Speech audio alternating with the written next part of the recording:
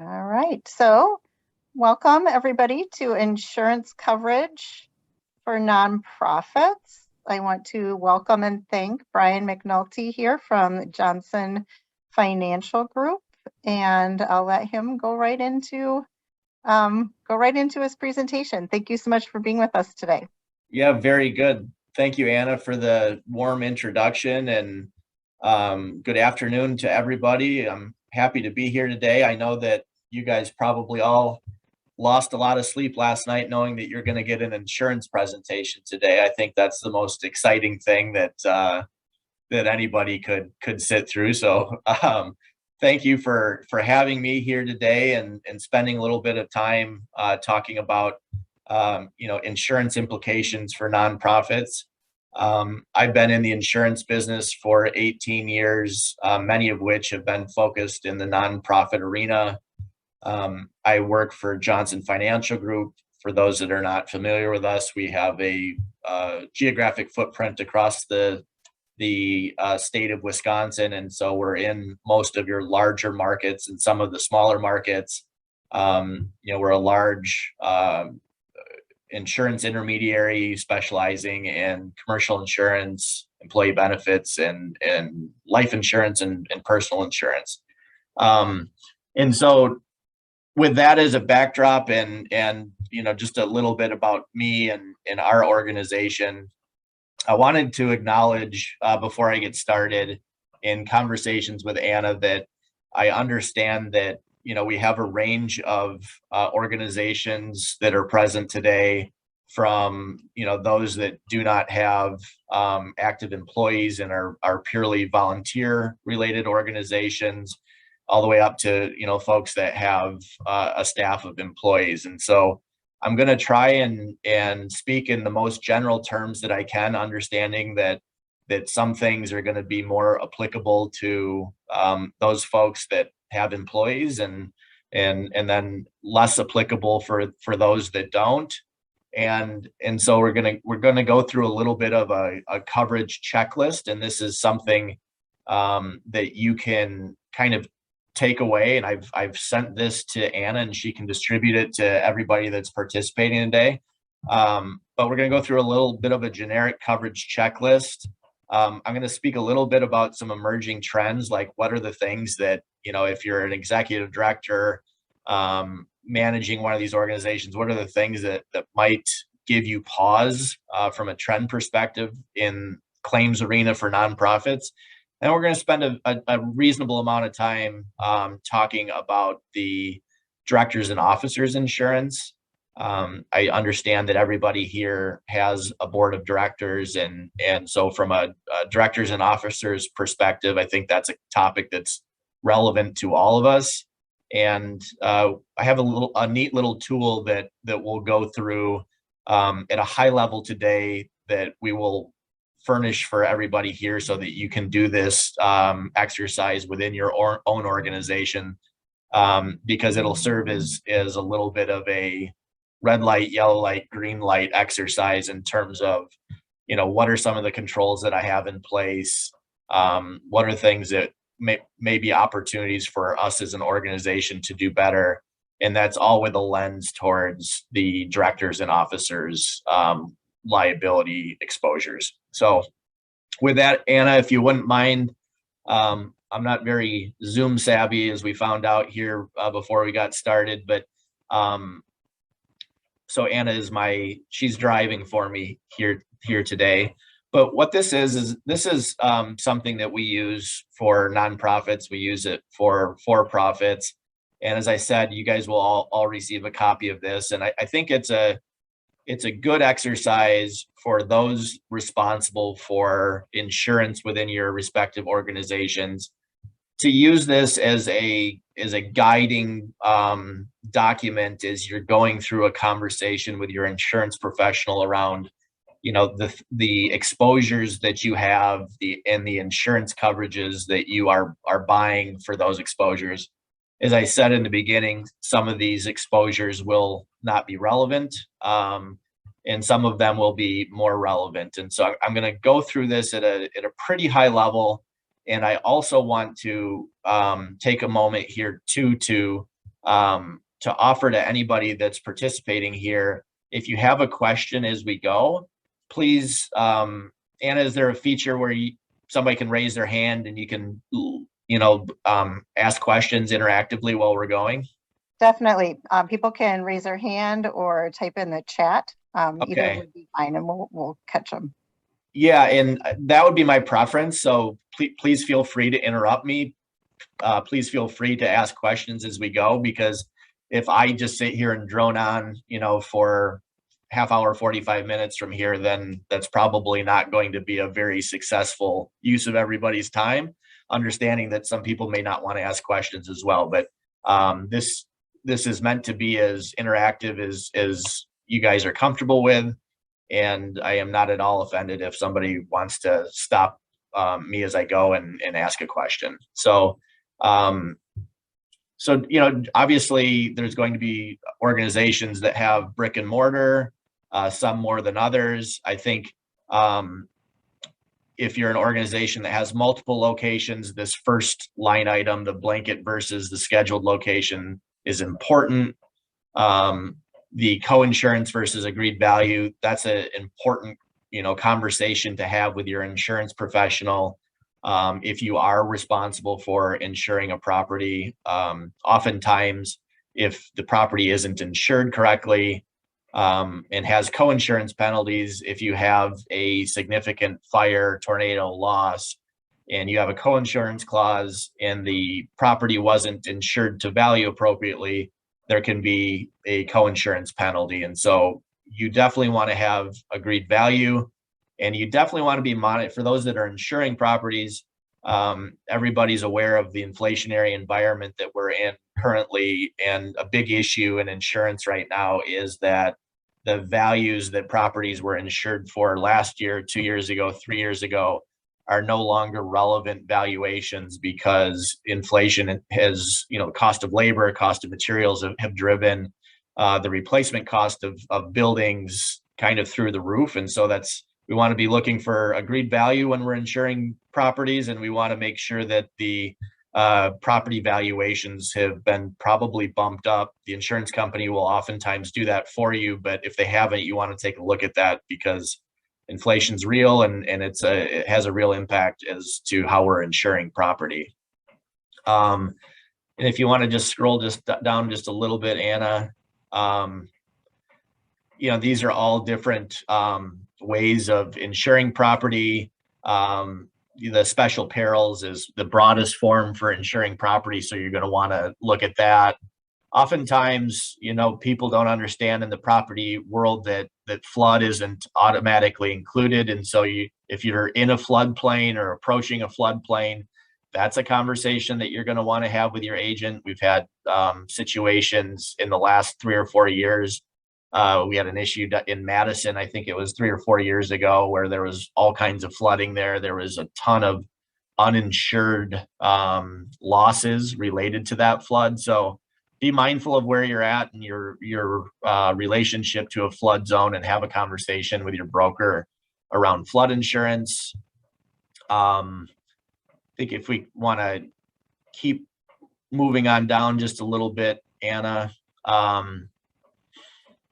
So covered property or loss, this is an important one, this improvements and betterments.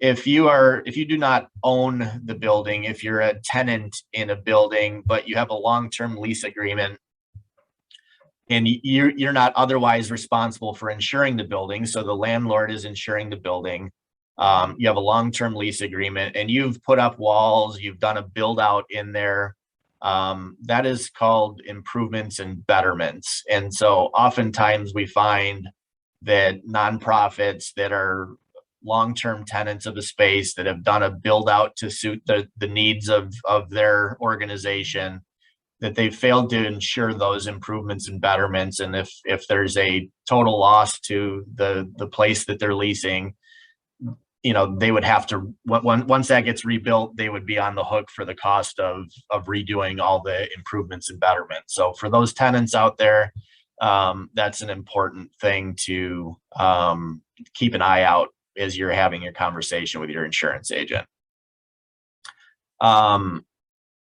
yeah, I think that's the big one there for this group. And I think we can keep going here because some of these are going to be more relevant to for-profit business than for nonprofit business.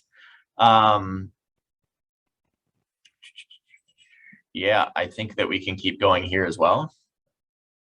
Crime. This is an important issue.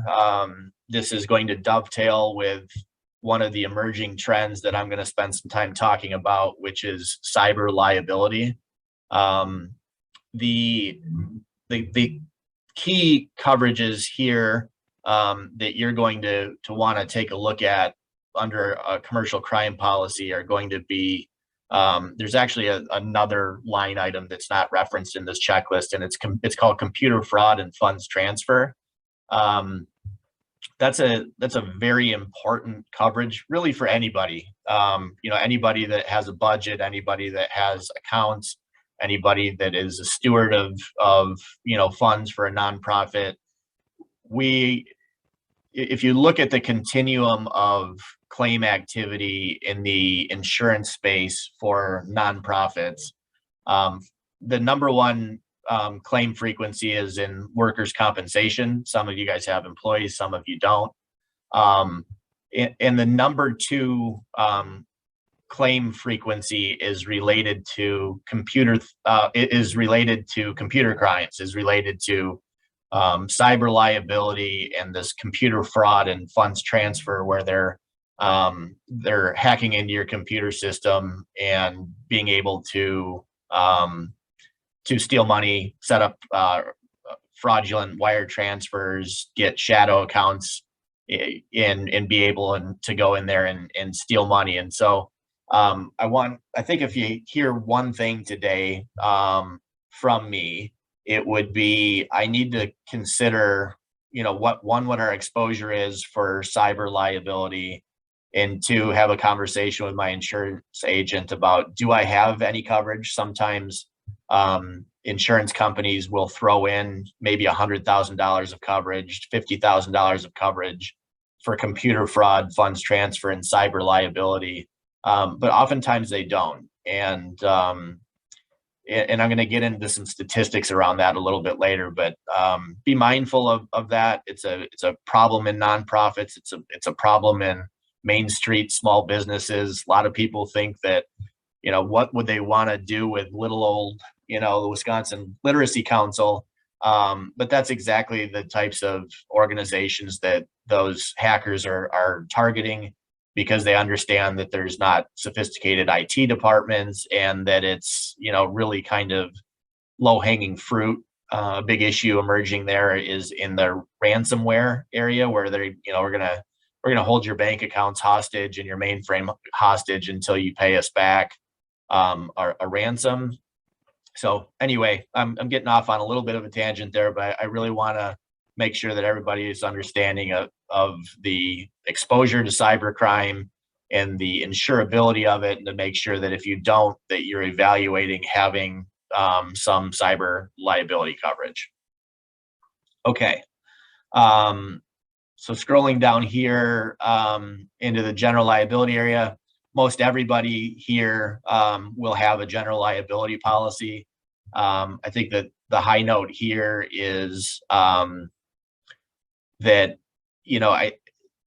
commercial general liability policy is pretty narrow in scope in terms of the things that it covers. It really is only going to cover you for bodily injury or physical damage. So if somebody's on your premises, slips and falls, that's what the general liability policy is there for.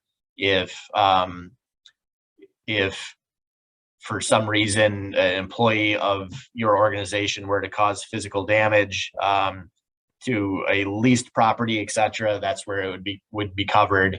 Where it doesn't come into play is with the professional liability lines, and so, with some nonprofits that are interacting with the public, particularly some nonprofits that are interacting with youth and minors, a consideration there is a professional liability policy for those organizations that deals with sexual abuse and molestation.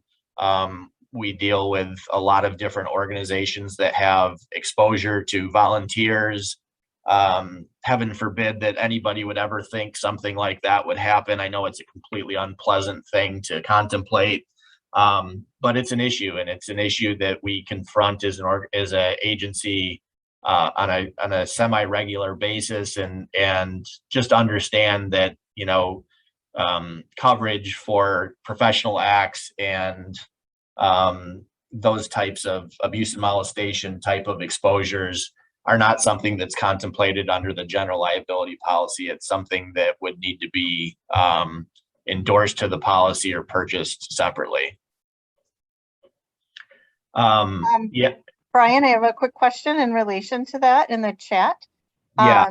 So Marcia asks, what do you think about background checks for volunteers and staff? Yeah, 100%. 100% you should be, from a risk management perspective, you should be doing background checks on your staff and on your volunteers, to the extent that it's practical on the volunteer side. If you're having a big event, a fundraiser or something like that, and you're going to have 100 volunteers come out, and it's a big type of deal, I think that, you got to use your common sense there. Am I going to be able to run a background check on a bunch of volunteers for a fundraising event? But if you have volunteers that are maybe volunteering in one-off and two-off sets of circumstances where they're maybe not part of a larger supervised, event, I think 100% the volunteers that are going to be an extension of your organization carrying out your mission, that we should be doing background checks on those people for sure. Because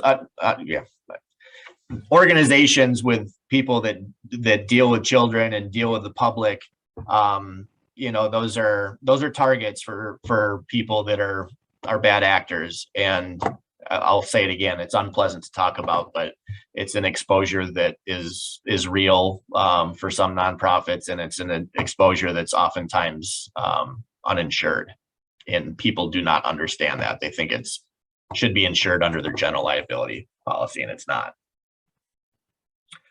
Okay. If you wouldn't mind scrolling down here. All right, here's the big thing I'm going to spend some time talking about in the auto liability space is a thing called hired and non-owned auto liability. You see that midway down here, and it's the biggest issue that you're going to confront from a auto liability perspective. And it's also, I talked about their work comp being an issue for those with employees. I talked about cyber liability for those, for all of the organizations here. And I would say that the hired and non-owned auto liability is right there in that same group of exposures where we see relatively frequent claim activity. And so I'll paint a scenario for you, and that is that you have a volunteer or you have an employee, and they're using their own vehicle, and they're using their own vehicle for the purposes of carrying out your mission as an organization. And they get into a automobile accident, and in the litigious society that we live in, any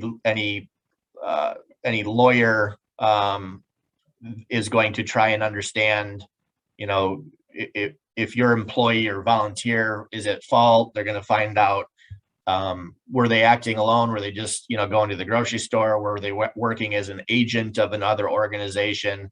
If they're, in any way, shape, or form carrying out your mission, your organization is going to get brought into a lawsuit. And so it is very, very important that you have a hired and non-owned auto liability policy. And on a functional level, how that works is that whoever's vehicle it is, provided it's not owned by the nonprofit, whoever's vehicle it is, their insurance is primary. So the cost to repair their vehicle is going to be a matter of their own personal insurance policy, and whatever liability limits that personal auto policy has, those are going to be exhausted first. So think about the scenario, the unfortunate event where there's a $1 million catastrophic claim. You've got a volunteer employee operating as an agent in carrying out your mission. They have $100,000 liability limit, but it's $1 million, or they're at fault for $1 million. Their $100,000 limit is going to be exhausted, and then after that, they're going to come after you. And so, hired and non-owned auto is secondary to the primary policy of the policyholder, but you have a real exposure to this. It happens all the time, and you need to make sure that you have a hired and non-owned auto liability policy. Those are typically $1 million limits. For larger organizations with more people, more exposure. There's also umbrella coverage that can go over that can extend your limits, beyond that $1 million.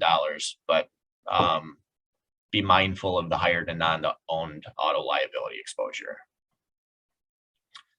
All right, keep going down here. Not going to spend time there. The workers' compensation, for those that have employees, you're familiar with it. For those that don't, you don't need to be. If you have any full-time staff, you need to have workers' compensation.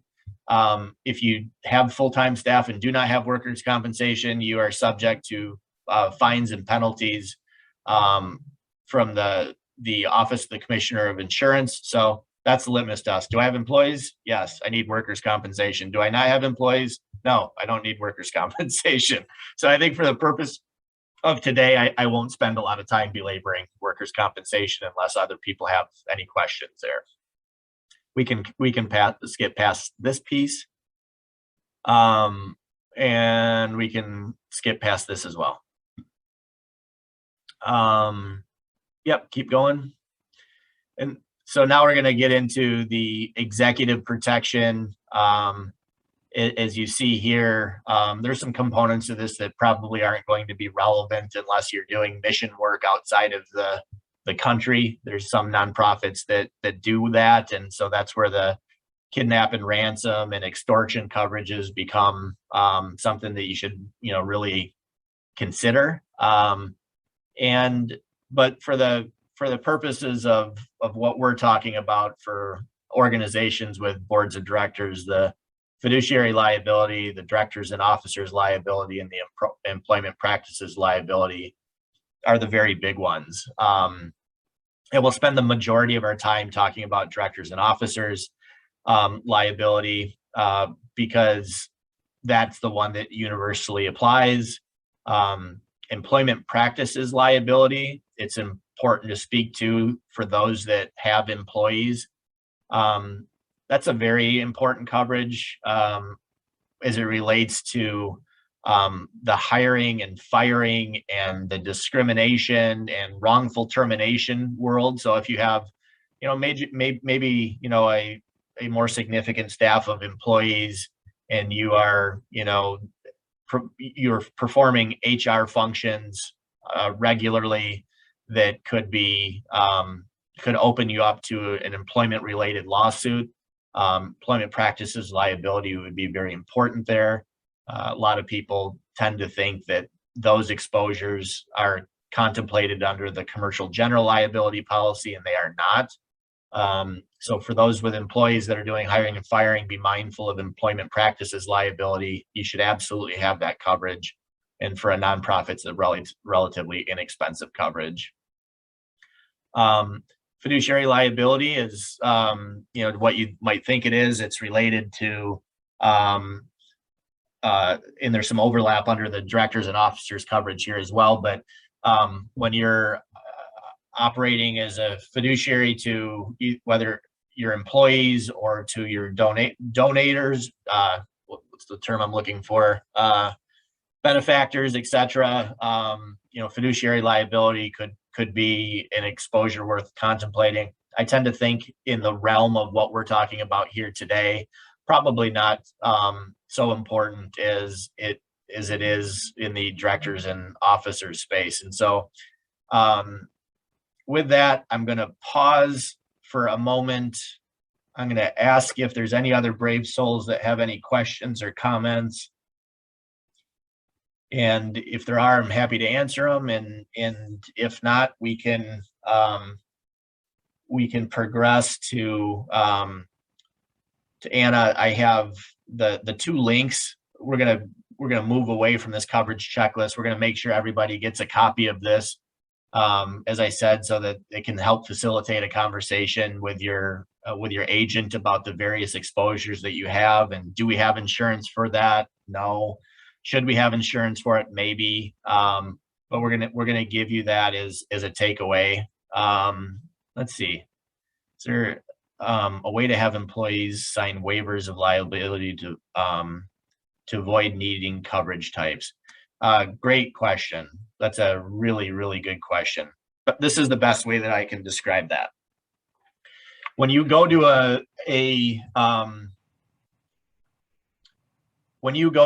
hotel swimming pool and it says there's signs everywhere. One, it says no diving. Two, it says no lifeguard on duty. Three, it says swim at your own risk. And I'm here to tell you that if a kid drowns in a swimming pool in a hotel, that none of those mechanisms would shield the hotel operator from liability related to that. Those are considered social deterrents, meaning that, hey, if something were to happen, well, the sign said no diving, the sign said no lifeguard on duty, and the sign said swim at my own risk. The impacted party may think, well, geez, there wouldn't be much of a lawsuit to bring because for crying out loud, they told me not to do any of the things that we did, and we still did them anyway. That analogy is kind of relevant into your question, is that there's very few waivers that folks can sign that realistically insulate you from liability beyond the social deterrence that it provides in the same manner that I just described. And hopefully that answers your question. And if you have a specific area of interest there, please feel free to ask the follow-up question, like a specific scenario or a specific liability that you're trying to insulate yourself from. Great question.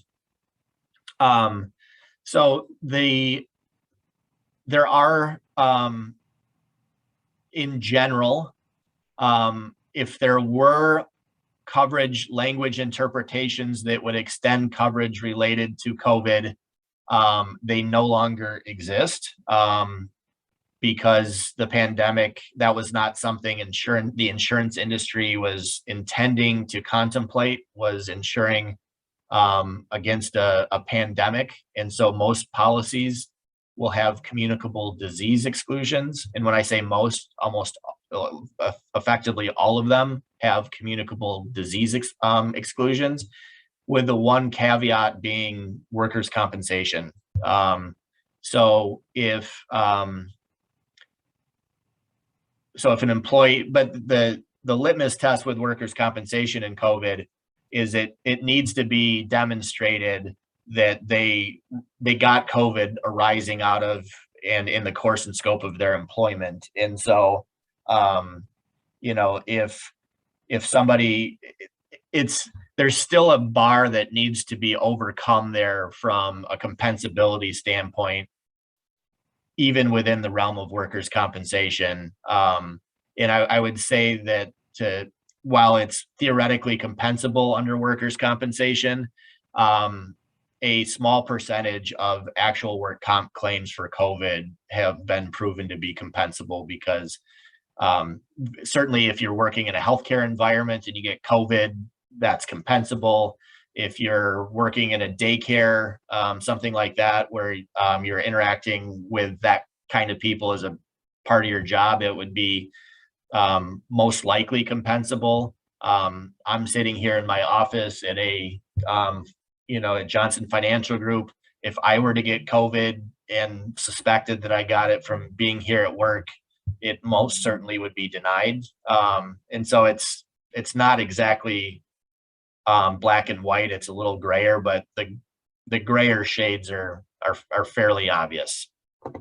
Hopefully So that Brian, answers. this is Anna. I just want to mention where I think the question about COVID comes from is we have organizations that are matching tutors, volunteer tutors, and learners. And so some programs feel more comfortable to have some kind of a COVID waiver because they're putting these individuals in a situation where they would be in close contact with one another.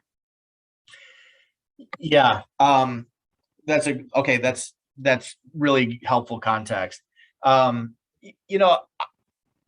short answer is that waiver would not probably be enforceable in a court of law. It's a good it doesn't mean that that's not a good practice, right? It is a acknowledgement and an understanding that risks are being taken in this environment to provide services, and that when that individual signs that waiver, they are effectively acknowledging that they're there of their own free will. It might be enforceable in a court of law, probably wouldn't be, but because you're going through that exercise, it would never likely progress to that, because the general public doesn't understand how the legal system works, and certainly how insurance works. So it's a very good practice. And then we have a follow-up question about background checks. Okay. And so do you advise this only for paid employees, or should volunteer teachers and board members, and then also students who are adults and working with the Can I read that? That you broke up just a little bit, and I want to make sure that I answer that. Is that can I find that somewhere here in the chat? Let me see. Yeah. Okay. For only paid employees, or should all volunteer teachers, board member, and then consequent students who are adults?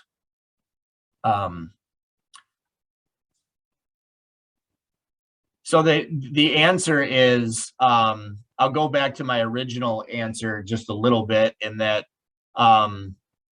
as you define this, background checks advised for paid employees, absolutely.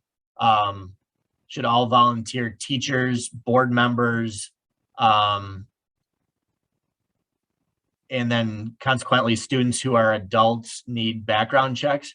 So the volunteer teachers and board members, absolutely. I'd like to unpack just a little bit what we mean by the students who are adults. So I think that's just clarifying. Most of the clients that our organizations work with are adult learners, and Yeah. many of the programs then match like a volunteer tutor and a volunteer adult learner. And so should programs do background checks on both the tutors and the learners? Absolutely. Yeah, because you're wanting to protect your volunteers as much as you're wanting to protect the student. So this is Anna again. So I just want to recap what I'm hearing, just so that you can clarify or verify my understanding.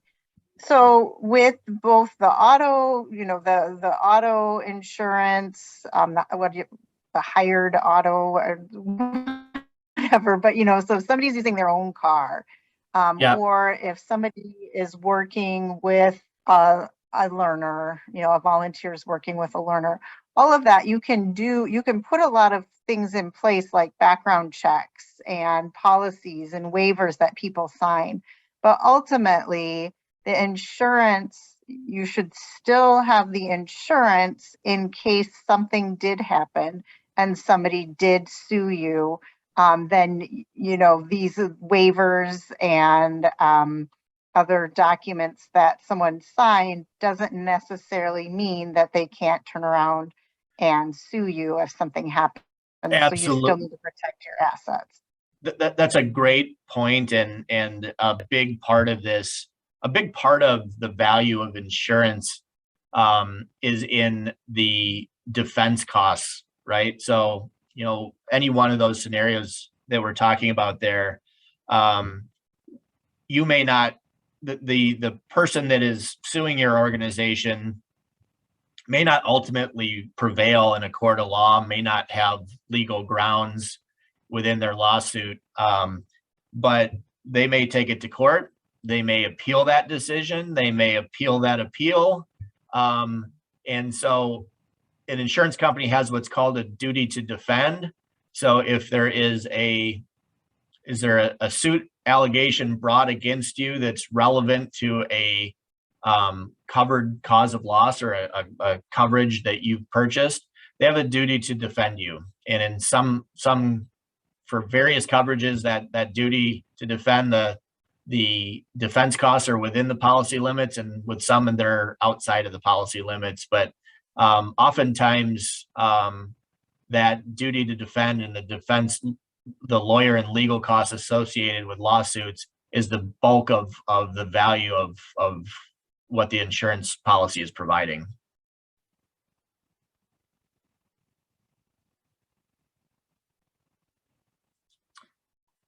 Okay. And so this is just kind of like I'm using these next two illustrations are going to be by travelers. Just a disclaimer, I feel like I'm an attorney today just a little bit. This is not a presentation pitching travelers. This is not a inducement or an offer for travelers. Travelers just happens to do a really, really good job in the nonprofit space and have outstanding presentation materials that do a good job of kind of, hey, talking about, this slide as we go down. It's kind of like, what's the problem and what are some of the solutions? And the problem is well and truly in the prevalence of claim activity within nonprofits. And so if you can, is there the ability to just go, there we go. So there's 1.6 million nonprofits in the United States, 2 million board seats are filled annually. And it comes with risks. So there's a clarification here. So 63% of all nonprofit organizations reported a D&O claim in the last 10 years. I think that's shocking to people. But it's a real statistic. And when I say a D&O claim, that doesn't mean that there was ultimately 63% of all nonprofits had a D&O claim that arose to a legal environment in a legal settlement.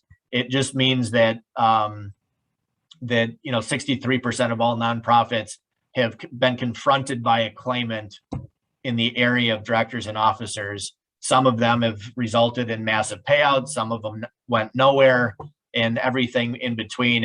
And when I have this conversation with people, I think they're primarily stunned because they probably have a perspective that this would be, 1% or less than 5%, that this doesn't happen, that we deal with good people, and why would they ever do it? The reality is that it happens regularly, and that's where this, the having D&O and making sure that your organization and your directors and officers are protected is really, really important. I mean, it is the most important thing from an insurance perspective for nonprofits. Got to have it. And if you're a board member serving on a board that does not have directors and officers insurance, you're taking calculated risk in doing so. Most board members are going to want to have an understanding and verification that the organization they're serving has a directors and officers policy. And this next statistic, is also jarring that D&O claims are filed twice as much in nonprofits than private companies. And it is, what is the reason for that? There's a lot of contributing reasons to that. One, larger corporations, for-profit corporations have, maybe on-staff attorneys. Nonprofit organizations tend to work in a disproportionate manner with at-risk communities and at-risk populations. And within the at-risk communities and at-risk populations, there are whether it be directors and officers, whether this be a auto accidents, there's just a disproportionate of claim activity in disadvantaged communities across the board, in terms of you have fraud and people that are looking for monetary gain disproportionately. And so that's kind of the backdrop of why D&O claims are much higher in nonprofits than in the private sector. And earlier I talked about the employment related practices. 85% of all of these directors and officers claims are related to employment related practices, hiring, firing, sexual harassment, discrimination. And so what's that tell you? If you have a board of directors, you have a directors and officers policy, but you don't have any active employees, means that you're much less likely to have a D&O claim than those that have active employees. If we could just keep going here, the 4 things every nonprofit should consider. Familiarize the board with your mission and their responsibility to minimize litigation exposures. That's kind of an exercise like we're going through here today. Understand the organization's risk, also part of that risk. Understanding the organization's risk, I think that's where that checklist comes into play a little bit, and you can use those checklists to facilitate conversations with your insurance professionals. You can use those checklists to facilitate conversations with your boards of directors to say, hey, we do have an exposure to this. We're currently self-insuring it. Should we buy insurance to that exposure? Those are good exercises to go through at the board level. Implement risk management strategies to prevent or mitigate litigation exposure.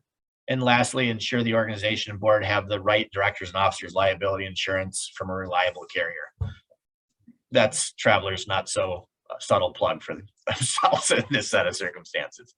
Okay, Stacy, is it recommended to have insurance liability? Oops, I just pull that back up.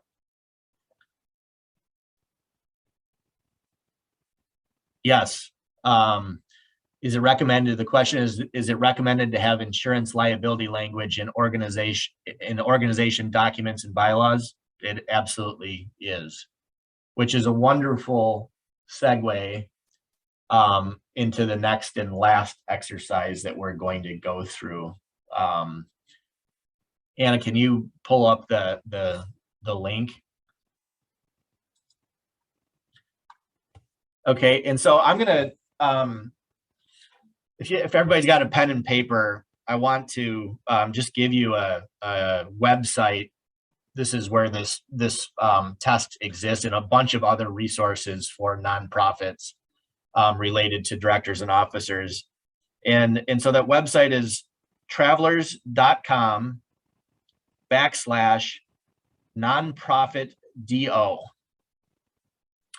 And this is the trail. You don't have to be a policyholder to go there. This is a information resource. And one of the awesome tools, and we use this as a tool for our nonprofits, is this is an 18-question test that allows you to evaluate the controls and disciplines that you have in place. It depending on how you answer these questions, at the end it'll tell you, like, what are the areas that you're vulnerable, And so, this is an exercise that you could go through with your board of directors, and you can pull it up on a laptop, and you could say, boy, it's a temperature check. Out of these 18 questions, we're doing really, really good with 13 of them. But there's 5 questions there that we didn't have great answers for. And collectively as a board, we're concerned that we don't have great answers for those. And so we're gonna set in motion a process whereby we are going to take on those issues and shore them up from whether it be from a bylaw perspective, from a risk management perspective, and so on and so forth. So, Anna, if you wouldn't mind, just it's really easy, and we can kind of go through this in literally 5-6 minutes to give you a flavor. And I think the best exercise will be for you guys to take this as a resource and bring it back to your boards and go through this. But yeah, go ahead and take the test, if you will. Does your organization have a written conflict of interest policy? So you're going to, based on how you answer at the end of this, it's going to tell you, was that a good answer? And if not, why? And so there's the whole range of no, we don't, all the way down to yes, and it's reviewed regularly by the board and key staff. So you answer it however it's relevant to your, honestly, what's the answer? And if the answer is no, we have no written conflict of interest policy, then, maybe at the end of this, you're going to come to terms with the fact that, boy, we should probably have a better conflict of interest policy. So go ahead and advance from there, Anna, onto the next question. You have to just answer whatever, because you need to have an answer to move forward. Are vendor contracts reviewed by legal counsel to ensure responsibilities to safeguard the organization are clearly documented and understood? Okay. And so if you look up under, you see step 3 of 18. Can you scroll down just a little bit, Anna? Sorry. There's a little white box, and so far the first 3, this is the third of 3 questions. This white box says board liability. So this is, some of these questions are going to relate to other things like cyber and fiduciary, but the vast majority of these questions are going to be related to board liability. And when it says board liability, that means directors and officers coverage. So does your organization let the public know what percentage of funds cover administrative costs versus what directly supports your mission? Okay. Does your organization have a formal process for awarding aid?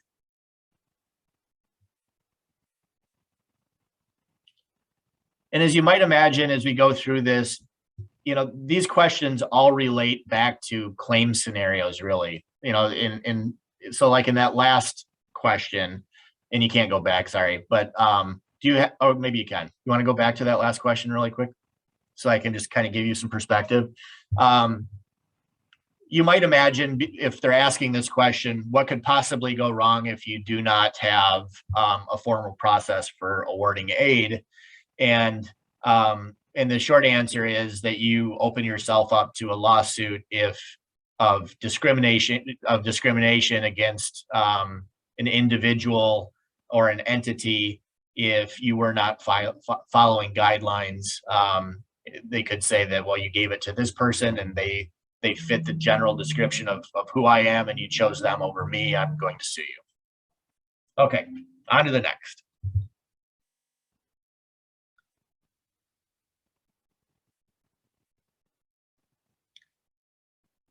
Does your organization conduct internal audits to ensure your policies and procedures comply with applicable laws and regulations? So in addition to being in the insurance business, I've been on the board of directors of 3 different nonprofits. I'm actively involved as a board president for a nonprofit. And so I do have some board experience within nonprofits. And I can tell you, this is where I interject and say that sometimes no is an okay answer, because, yes would mean that you're just, in the 1% of doing extraordinary things. And I think this is one of those questions where no is going to be a common answer.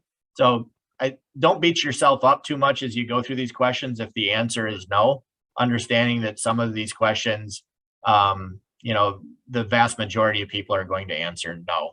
So, all right, so you see the boxes change a little bit to cyber risk. Does your organization have a formal acceptable use policy and training covering email, online, and social media accounts, user credentials, and network security?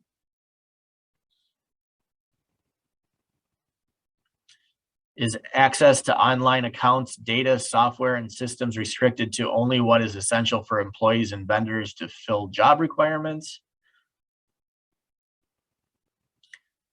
Does your organization have controls in place to safeguard sensitive, personally identifiable information, data collected and stored on its network?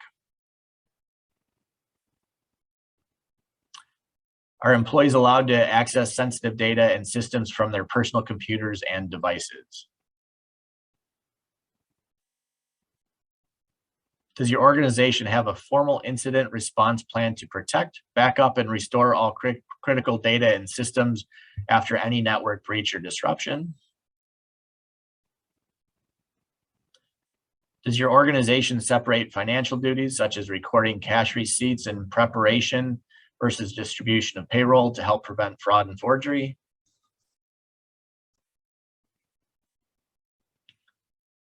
Is there a separation of financial duties such as controlling access to bank checks and logging versus depositing of checks to help prevent theft? Does your organization have a way for employees, volunteers, and vendors to report suspicious activities? Is there a dedicated resource that oversees all fundraising efforts of your organization? So just on that one, that question's a loaded question. They're all somewhat loaded, but this one's really loaded. We see lots of acts of embezzlement in scenarios where this is the case. We've got Brian McNulty. He's the fundraising chair, and he's got responsibility and oversight for all of our fundraising efforts. And lo and behold, 5 years later, we find out that Brian McNulty's been embezzling for 5 years. So the idea there is that one person that has undue or excessive control or influence over fundraising activities needs to be safeguarded.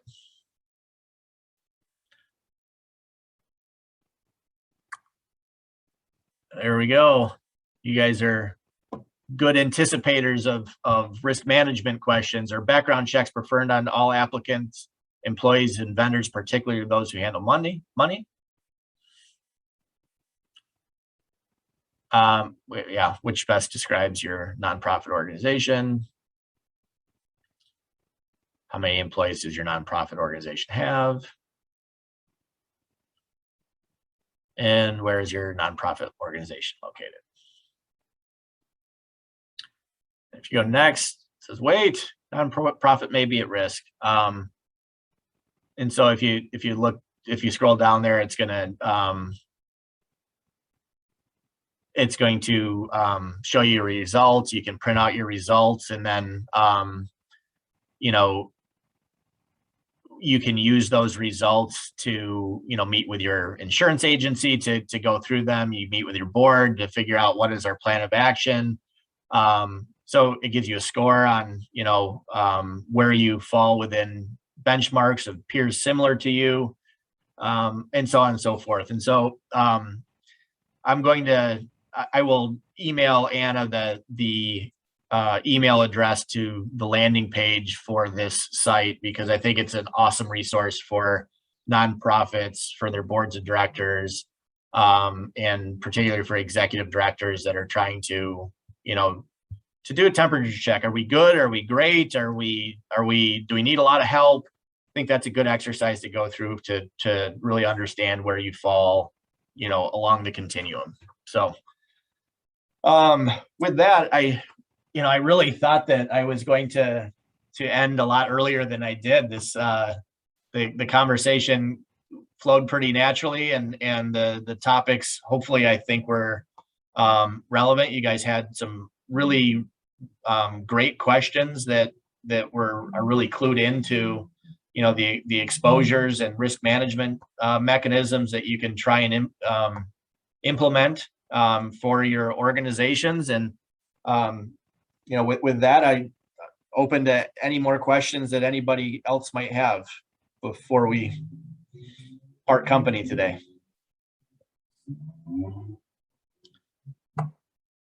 Well, okay. I see Karen gave a thumbs up. Yeah. People are hungry, probably, I would imagine. So, just a thanks. So I'll say thank you. Please, if you do think of a question, throw it in there while I'm talking. Thank you again, Brian. This was wonderful information. I learned a lot, and I'm sure everybody else did as well. As he mentioned, I can send links out to those 2 websites along with the document. He shared that checklist, and we did record this session. It will be on our YouTube channel or on our website for you to reference, for you to share with your other board directors. And then I will send all that information out to you all with a brief survey, which you are all familiar with as well. So I don't see any questions. So thank you again, Brian, for taking the time to talk to us. Yeah, thanks for having me. I really enjoyed our time today. Great. Have a great great rest of your day. Will do. Take care.